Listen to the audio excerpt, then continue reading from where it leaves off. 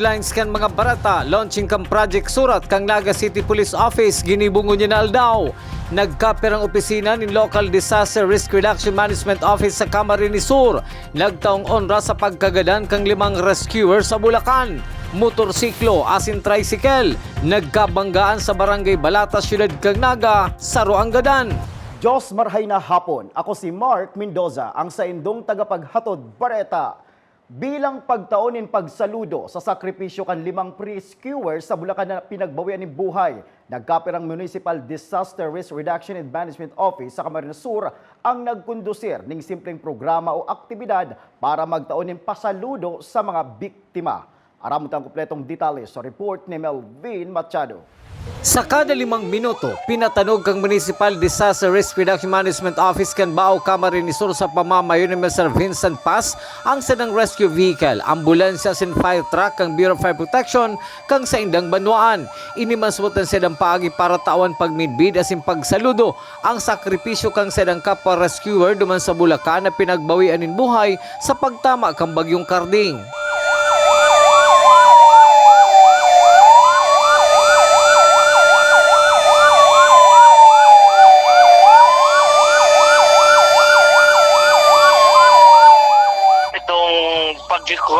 Taunin salute or pagpupugay duman sa mga kaibanan ni sa DRR na mga nagadaan duman po sa during the onslaught kay itong Typhoon Karding sa Bulacan. Sa Banwang kang Sangay, Camarines Sur, nagibuning salit na barsa ang mga miyembros kang MDRRMO sa pamamayo ni Mr. Donato Panoy na may retrato kang 5 rescuer na nagadan bago ipinaatong sa dagat kasabay kang sa edang pagpapangadji. Kaya ito na lang po ang naisip niya na kung sa tubig yung naging dahilan kang pagkakuyan hindi, sa tubig ni man sindapig ginawa ng honor sa pagirumdum. Ang 5 rescuer na nagadan sa bagyong Karding ang permiso mo't gigirumdumon ka mga personay kang MDRRMO sa ariman na parte kang nasyon para day na mautro ang nangyari sa Sainda. Para sa GNN TV 48 Naga, Melvin Machado, Newsbreak. Mientras tanto, sarong panalmingan man subuot sa mga rescuer kan Banwaan ng Bao Camarines Sur ang nangyari sa probinsya kan Bulacan. Susog kay Mr. Vincent Paz kan MDRRMO Bao Camarines Sur, hagad ninda ang kooperasyon kan mga residente sa mga panahon na igwanin kalamidad siring kan bagyo. Napaka-importante po duman. Kaya po naman ang komunidad nagsusunod kung ano po ang mga advisory iniluluwas ni kang opisina. Kasi napaka-importante po na may impose. In fact, ang LGU Bao, igwa na po kaming ordinance sa preemptive and forced evacuation. Ngunyan, may enough time po kami dyan na ipinag-aalupar para duman sa mga residente under high risk na area para makapag-evacuar bago pa tumama ang kalamidad o ang bagyo. Padagos pa sa mga bareta, salpukan ng motorsiklo asin tricycle sa Barangay Balata, Syudad ng Naga, Saro Angadan. Detalles sa report ni Jerome Breeze. Gadan ang sarong motorista matapos ang banggaan kan 2 bihikulo alas 6:45 nin aga kasudma sa kalabaan kan tinampong sakop kan Zona 5 sa Barangay Balata sa Syudad ng Naga. Nagbabagtas na kan tricycle na minamaneho ni Lionel San Juan, 36 anyos. Ang kalabaan kan tinampo sa lugar kan maglaog sa linya kay ni ang kasabat na motorsiklo ga minamaneho man ni Elmer Johnson kanya, 19 anyos. Rason para magkabanggaan ini. Uli digdi nagsapo ni lugad sa iyang lawas ang driver kan motorsiklo na si Elmer Johnson o tulos manapig dalagan sa ospital. Alagad huli sa malalang tama na sinapo kay ni dagos maninig binawian nin buhay. Ito po nga nina-involved na sarong tricycle sa kasarong motorcycle. Bali, dito man po inaasahan na araw ito mangyari na naging kausap po kang kagadanan kang driver na ini kan driver po kang motorcycle. Sa ngunyang po, nadaraman po sa ospital sa biktima, kaya lang pindeclare man po ni doktora na ano po nga din siya na dito na rival. Sa ngunyang po, ang pamilya may papumpay ng decision kung makaso dahil nakasugma medyo arano pa po ang isip ng mga pamilya sa kapakumputan kakaig di kaya nagatubo siyang Puerto Princesa yaw lang po nag-star naman. So, ganini po si Elmer Johnson kanya, 19 years old po niyo. Tubong bagong silang Puerto Princesa. Sa ngunya nagpapadagos pa ang investigasyon kan mga otoridad manungod sa nasambitan ng aksidente. Para sa GNN TV 48 Naga, Jerome Brice, Newsbreak. Nagpapadagos ang public presentation kang budget kan manlain-lain na opisina kan lokal na gobyerno kang Naga sa pangingenot man kang Naga City People's Council. Kan subagong aga ang opisina kan Public Employment Office ang nagpresentar kan sa inang budget para sa taong 2023. Si Acting Metro Peso Head Noni Reporsado ang nagpresentar kan mga programa kang nasabing opisina na kaipuan mapondohan sa masunod na taon. Padagos sa mga bareta, 558 ang nabakunahan sa Sarong Computer Learning School sa siyudad ng Iriga City. Asin 933 sa Iriga City Hall kang nakalis na aldaw na Biyernes durante kang magbisita sinda Undersecretary Nestor Santiago kang Department of Health asin Regional Director Dr. Ernie Vera. Ang nasabing bilang kan nabakunahan ang basado man sa report kang nakadeploy na Relief International Vaccination Team kan Camarines Sur. Ang pinaslakas program kan Department of Health na may katuyuhan na mas dakol ang mabakunahan laban sa COVID-19 ang nagtapos kan nakalis na petsa 1 kang presenteng bulan. Sa pagbabalik kang news break, bar examination digdi sa siyudad ng Naga, mayo pang abiso kung saan ikukondusir. Yan asin iba pang mga bareta sa pagwelta kang GNN TV 48 Naga News Break.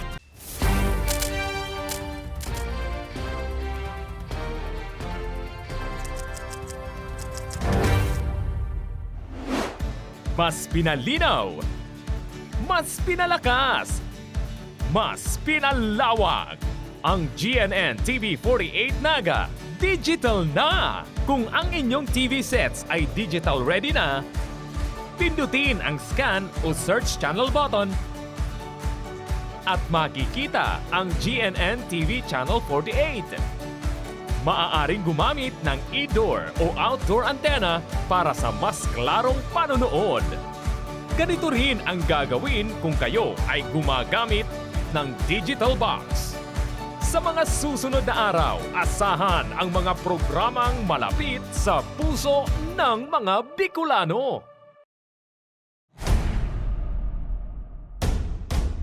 Ina kan Kabikolan, GNN TV 48 Naga 2022 Peña Francia special coverage is presented by GNN TV 48 Naga, Naga City Government, through the City Events Protocol and Public Information Office, Archdiocese of Cáceres, through Cáceres Commission on Communications, Naga College Foundation, Enjoy Realty and Development Corporation, developer of Palm Village and Parkview Naga Urban Residences, Congressman Gabi Bordado of the 3rd District of Camarines Sur, NCF Basic Education Department, Ako Bicol Party List, Anjena Trading, Cafe Amigo, Wijo Musical Instrument and Supplies, Naga City Eternal Gardens, Chapels, Crematory, Mortuary, and Chapel Services, Lemon Residences, Naga Yon Travel and Tours, NCF Driving School, NCF Training Pool.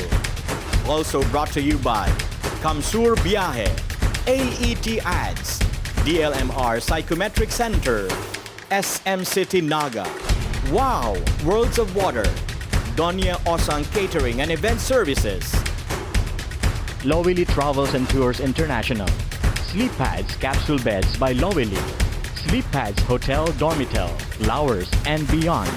Ina kan Kabikolan, GNN TV 48 Naga 2022 Peña Francia special coverage. Sa oras ng sakuna, isa sa mga kailangan natin sa ating tahanan ay isang gubag. Ang isang gubag ay naglalaman ng tubig, mga dilata at biscuits upang hindi tayo magutom, energy bars or energy drink, first aid kit, communication devices tulad ng flashlights at batteries, whistles o pito, portable radio, at extra cellphone. Mas mabuti kung meron tayong prepaid load guard. Tools, tulad ng Swiss knife at gunting. Maaari din tayo magdagdag ng lubid. At huwag natin kakalimutan ang hygiene kit na naglalaman ng sabon, tissue, toothpaste, toothbrush at face mask. Sa lahat ng oras, laging bukas, nakahanda ang aming tanggapan. Tandaan, ang Bicolanong alerto, pirming protektado.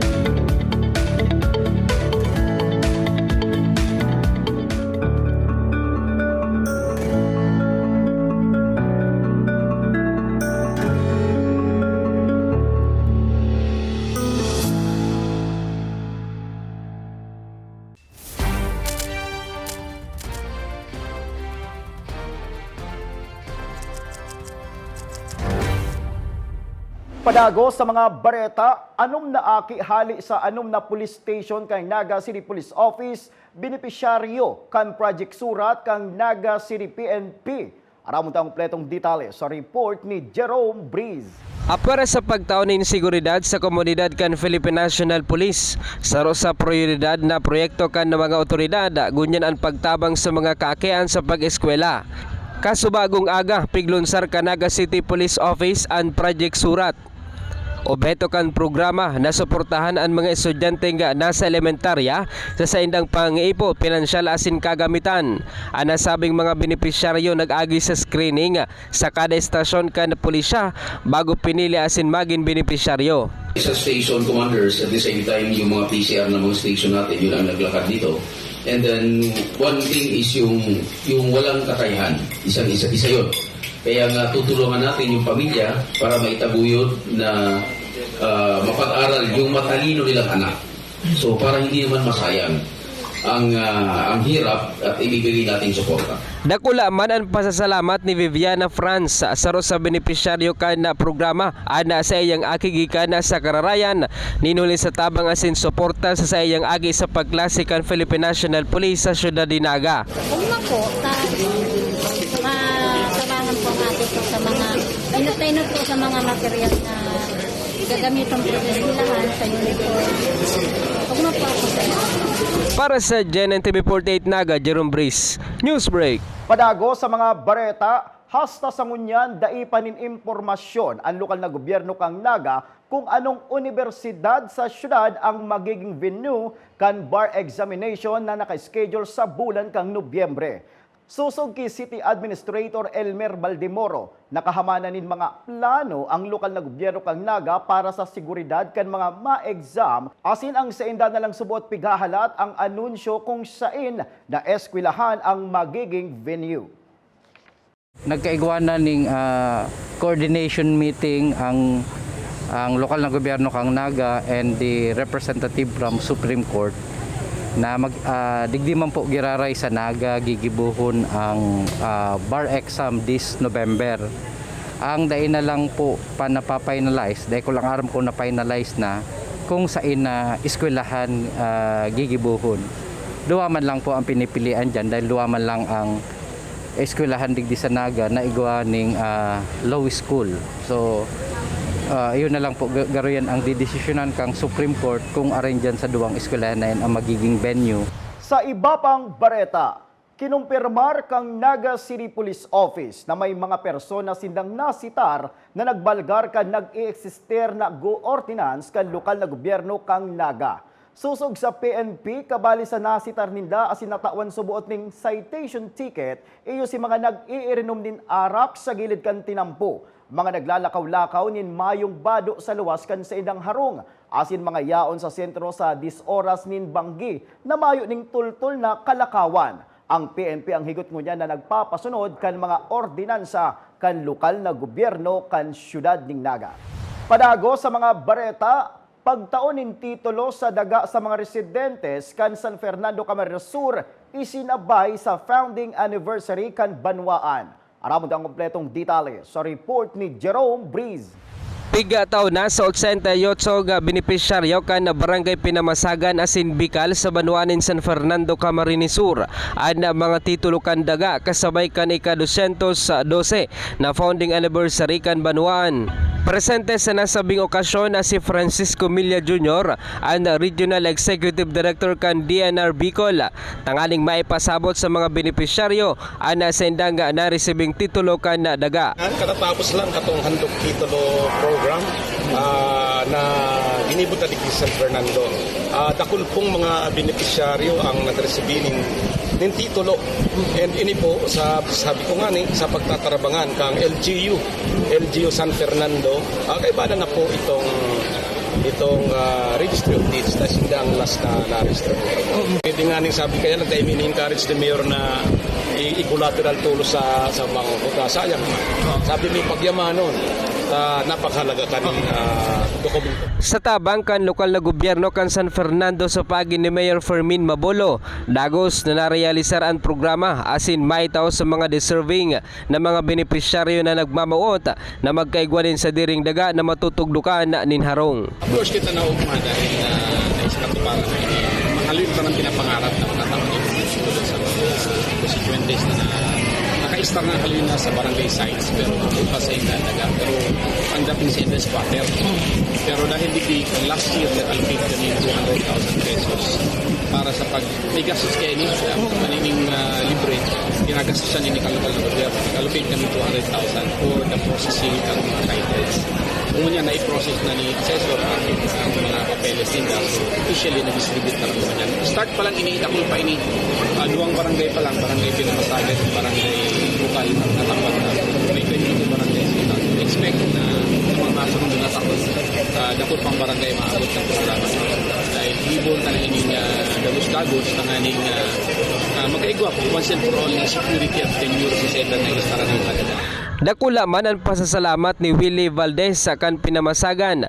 Ninhulita sa Rosya sa napili na matawan ng titulo kan daga na mapapakinabangan kan sa iyang pamilya. Bali, nagpasalamat ako daw dahil sa kinasa na nagsigawa ko ng titulo. So, napalaw ng man dahil sa daw paano na katitulo ako. Kadiri ko na niniistaran. Para sa GNN TV 48 Naga, Jerome Breeze, Newsbreak. Asiniyan ang katiripunan kan mga bareta ngunya na aldaw. Day malingaw na bisitahon ang samuyang official Facebook fanpage sa ilike ang GNN TV 48 Naga para pirmi kitang updated sa mga bareta asin istoryang bida ang Bicolano. Liwat ako po si Mark Mendoza. Digdisa na yan sa GNN TV 48 Naga Newsbreak.